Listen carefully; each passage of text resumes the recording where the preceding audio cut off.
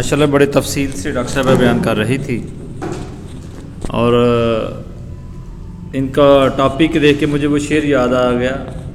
نیازی صاحب کے حوالے سے بات کروں گا کہ وہ مرد نہیں جو ڈر جائے حالات کے ہنہونی منظر سے، جس دور میں جینا مشکل ہو اس دور میں جینا لازم ہے۔ اب میں آپ کی تالیوں کی گونج میں ڈاکٹر عمران نیازی بٹ صاحب کو دعوت دوں گا کہ وہ آئیں اور اپنے خیالات کا اظہار کریں۔ ڈاکٹر عمران نیازی بٹ صاحب۔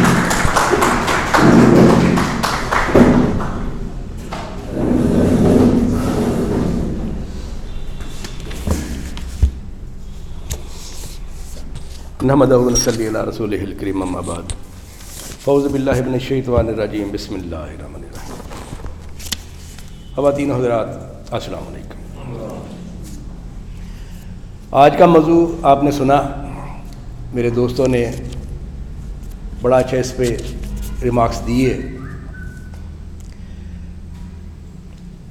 سب سے پہلے جو یہ لفظ ہے جنڈرولوجی، میں اس کی تھوڑی وضاحت دینا چاہوں گا۔ اس کی ایٹمولوجی میں 3 الفاظ ہیں، عام طور پر یہ 2 الفاظ سمجھے جا رہے ہیں، جیسے جینڈر اور لوگس سے بنا ہے، ایسا نہیں ہے۔ یہ جینڈر، کنٹرول اینڈ لوگس، ان 3 الفاظ سے اس کو بنایا گیا ہے۔ اس کا مطلب سادہ زبان یوں ہے، the study of those natural laws and favouring factors which control the selection of gender in any living organism.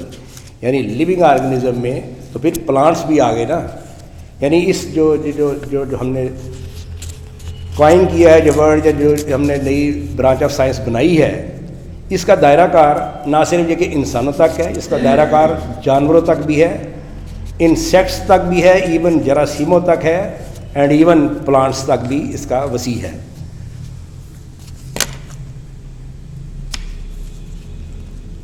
Us science کا آغاز 18 دسمبر، جیسے آپ جہاں پہ ڈیٹ پہ دیکھ رہے ہیں، 18 دسمبر سن 1976 کو ہوا۔ چھوٹا سا واقعہ تھا، محلے میں اچانک شور و گو ہوا، ہم سمجھے کوئی فوت ہو گیا ہے بزرگ، لیکن جب وہاں پہنچے تو پتہ لگا کہ وہاں پہ ایک 7ویں نمبر پہ بھی نا بیٹی پیدا ہو گئی ہے۔ اب میں اس وقت میرے خیال میں 17 یا 18 سال کا FSC کا اسٹوڈنٹ تھا۔ میرے لیے یہ بڑی عجیب بات تھی کہ بیٹی کے پیدا ہونے پہ اس طرح کا رد عمل جو ہے یہ کیوں آ رہا ہے۔ یہ تو ایک سوال تھا، سب جانتے تھے اس بات کو کہ ایسا کبھی ہو جاتا ہے، لیکن تب میرے ذہن میں یہ سوال آیا کہ 7ویں نمبر پہ بھی بیٹی ہی کیوں پیدا ہوئی ہے۔ اور میں نے پھر فوری طور پہ دیکھا ارد گرد کے کچھ اور افراد تھے جن کے 7-8 صرف بیٹے ہی تھے، بیٹی نہیں تھی۔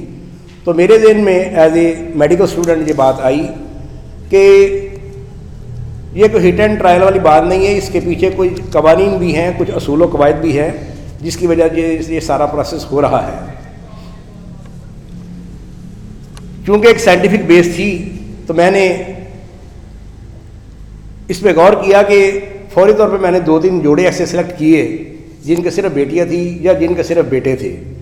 جب میں نے ان دونوں گروپس کو الگ الگ سے اسٹڈی کیا تو مجھے ان میں کچھ کامن چیزیں ایسی مل گئیں کہ مجھے پتہ لگ گیا کہ کچھ فیکٹرز ایسے ان جوڑوں میں کامن ہیں جن کے مسلسل بیٹیاں ہو رہی ہیں، اور کچھ ایسے کامن فیکٹرز ان میں ہیں جن کے مسلسل بیٹے ہو رہے ہیں۔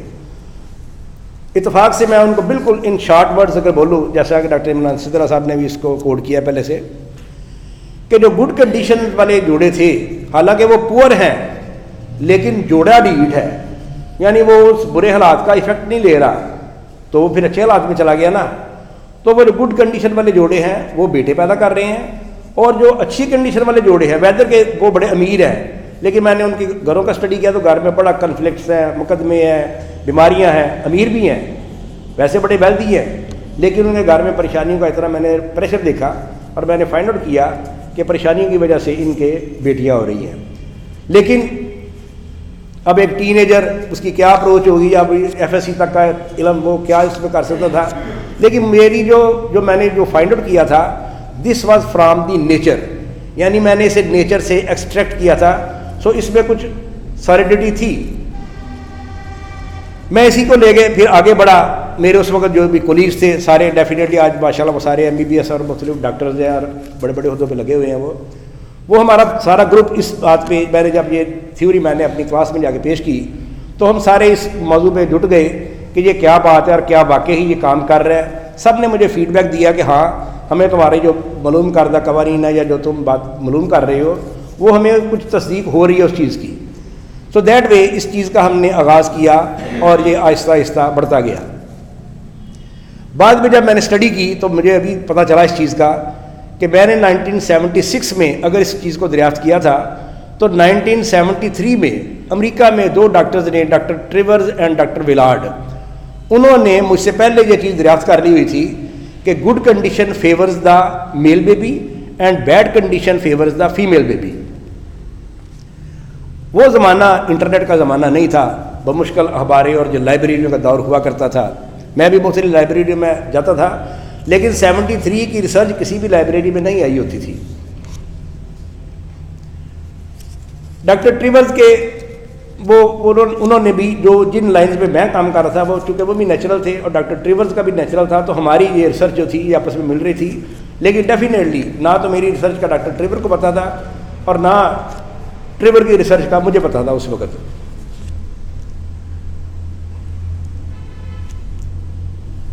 اب جب ہم یہ لفظ بولتے ہیں نا bad condition favours the female baby and good condition favours the male baby, تو اس میں بڑا توسب سا نظر آتا ہے. آج کل آپ کو پتہ ہے فیمنزم کی تحریک بڑی زوروں پہ ہے, ہر طرف وہ میڈیا پہ اور ڈراموں میں یہ بات بڑی تیز سے پھیلائی جا رہی ہے, عورتوں پہ ظلم ہو رہے ہیں, مرد بڑے ظالم ہیں.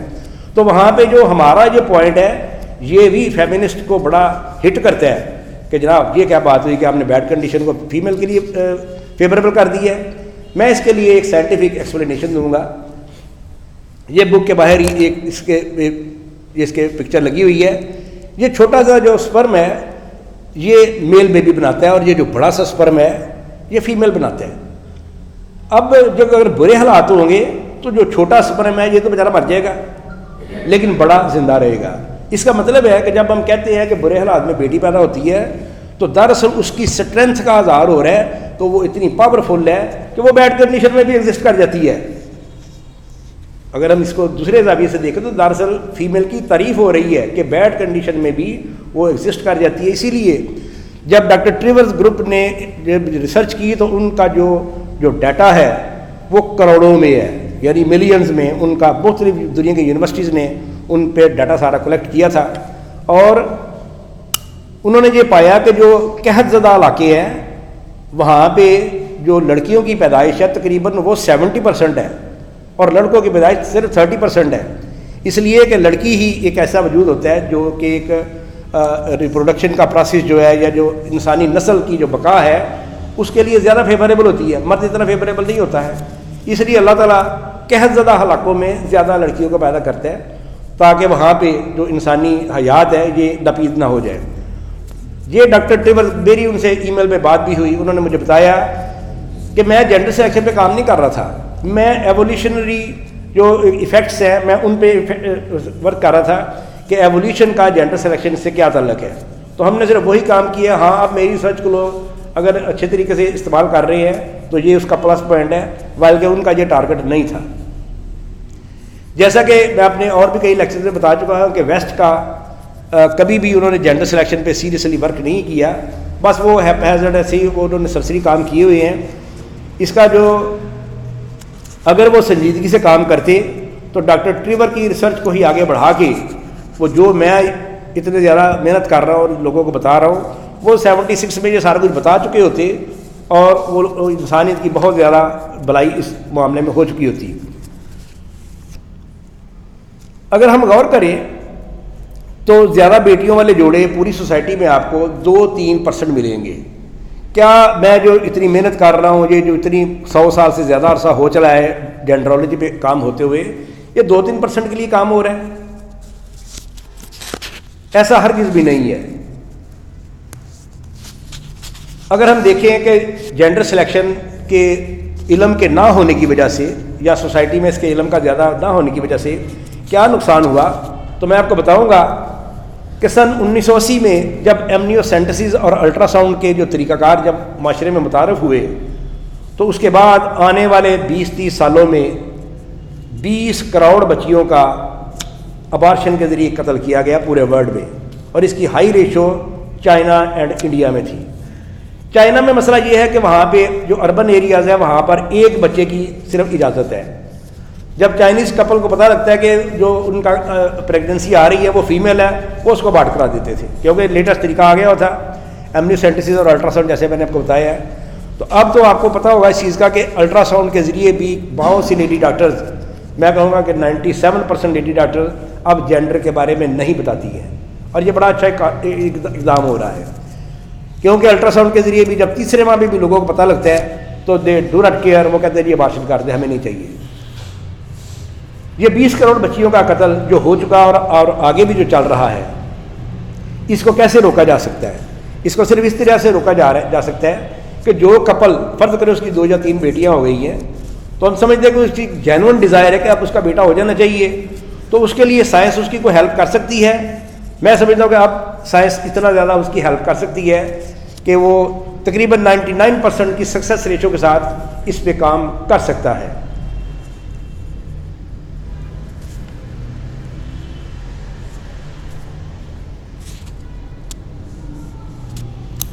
اس میں کچھ جو پچھلی جو ریسرچز ہو چکی میں ان کا بالکل مختصر سے آپ کو تعارف دوں گا کہ جیسے ڈاکٹر انٹربرگر نے جب 1924 میں اپنا ریسرچ پیپر شائع کیا 6-7 سال کی محنت کے بعد, تو انہوں نے بتایا کہ اگر انٹرنل استعمال کیا جائے ایسیٹک ایسڈ کا تو فیمیل کے لیے ہم کامیابی لے سکتے ہیں, اور اگر ہم سوڈے کا استعمال کریں تو بیٹے کے لیے کامیابی ہو سکتی ہے, اور ان کی سکسیس ریشو تھی 75%. ڈاکٹر شیٹرز نے اس کے بعد میں ورک کیا اور انہوں نے بتایا کہ اگر اوویلیشن کے قریب حمل لیا جائے تو بیٹے کے چانسز ہیں, اور اگر اس سے دور عمل کیا جائے تو بیٹی کے چانسز ہیں, اور ان کا سکسیس ریشو 80% تک تھا. ڈاکٹر اسٹالکوسکی نے بتایا کہ سوڈیم پوٹاشیم سے بیٹے کے امکانات اور کیلشیم میگنیشیم سے بیٹی کے امکانات, اور ان کا سکسیس ریٹ 85% سے زیادہ تھا. ڈاکٹر ٹریور نے جیسے میں نے آپ کو بتایا کہ ان کا ٹارگٹ بالکل بھی جینڈر سلیکشن نہیں تھا, لیکن بعد میں لوگوں نے ان کی ریسرچ کو جینڈر سلیکشن کے لیے استعمال کیا. اس وقت جو 100% گارنٹی کے ساتھ یوٹرس میں بیٹے کا حمل رکھ رہے ہیں اس کا نام ہے PGD, یعنی پری جینیٹک ڈائگنوسس, یعنی کہ وہ جینڈر کو وہ ٹیسٹ ٹیوب کے ذریعے جب وہ حمل کر لیتے ہیں تو اس کے بعد وہ پہلے سے ہی ٹیسٹ کر لیتے کہ بھی یہ بیٹا ہے یا بیٹی کا, وہ جو بھی زائگوٹ بنا ہو پھر وہ وہی عورت کے رحم میں رکھتے ہیں. اب یہاں پہ مسئلہ یہ آ رہا ہے کہ PGD میں ٹیسٹ ٹیوب بیبی میں انہوں نے ٹیسٹ کر لیا کہ یہ بیٹے والا حمل ہے, اس سے بیٹا پیدا ہوگا, رکھ بھی دیا, لیکن وہ جو رزلٹ ملتا ہے اس میں سے 30-40% ابارشن ہو جاتی ہے نیچرل, کیونکہ جب وہ بہت چھوٹے سے زائگوٹ کو وہ پنکچر کر کے اس میں سے تھوڑا سا میٹر لیتے ہیں تو وہ بچہ 30% یا 40% چانسز ہوتے ہیں کہ وہ پنکچر ہونے کی وجہ سے وہ ڈیمیج ہو چکا ہوتا ہے, اور وہ بمشکل 1 ماہ یا 2 ماہ چل کے وہ ایکسپائر ہو جاتا ہے, وہ اس کی وجہ سے یہ ایسا ہوتا ہے. اب ٹیسٹ ٹیوب والے ایک تو یہ انفارمیشن نہیں لوگوں کو دے رہے کبھی اس سے یہ چانسز ہوتے ہیں, اور پھر وہ جو بھی کوشش کر لیں وہ بچہ نہیں بچتا. اس لیے اگر ہم PGD کو دیکھیں جو کہ 100% کا دعویٰ کرتے ہیں تو ان کا دعویٰ بمشکل 70% آؤٹ پٹ دیتا ہے.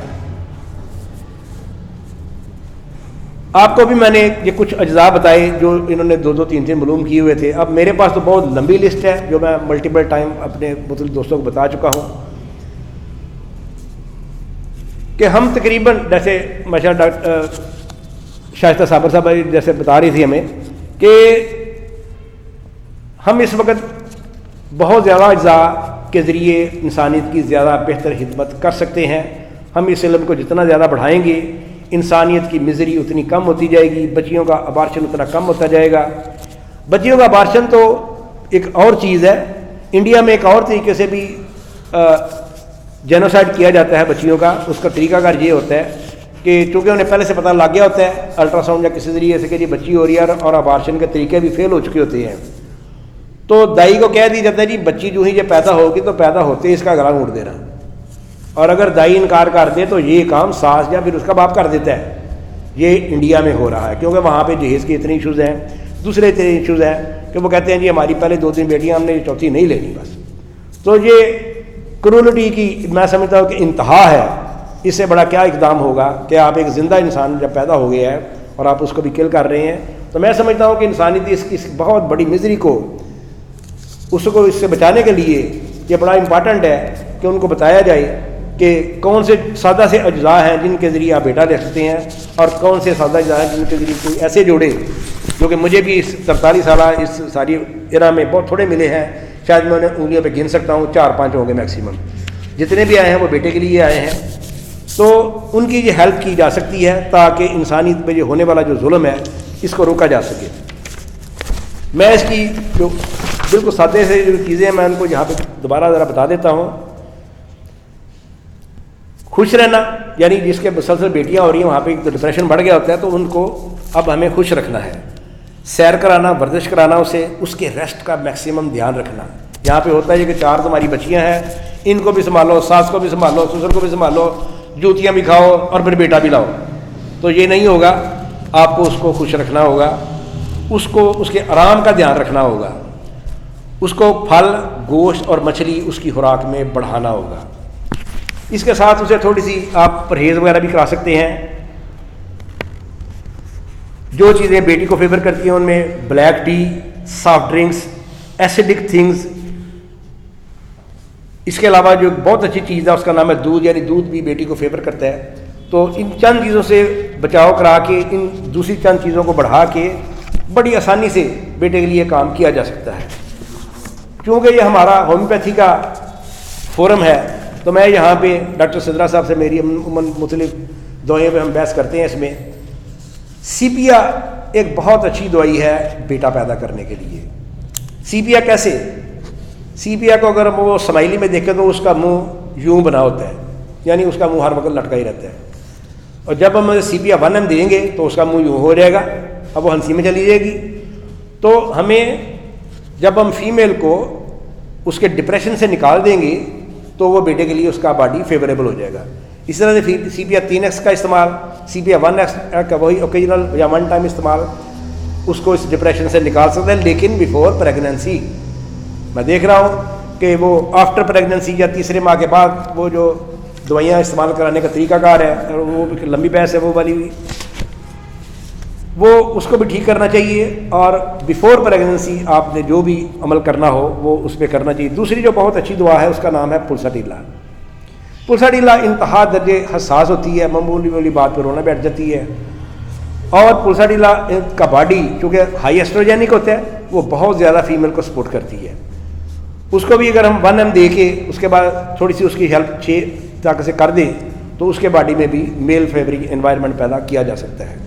اسی طرح سے کلکیریا فاس آپ کو پتہ ہے انتہا درجے چڑچڑا ہوتا ہے، وہ بھی 1 یا CM کی ایک خوراک اور اس کے بعد اس کی 6x طاقت میں تھوڑا سا استعمال جو ہے، لیکن بیفور پریگننسی اگر کیا جائے تو اس میں بھی ہم اس کو میل فیورنگ انوائرمنٹ میں لے آ سکتے ہیں.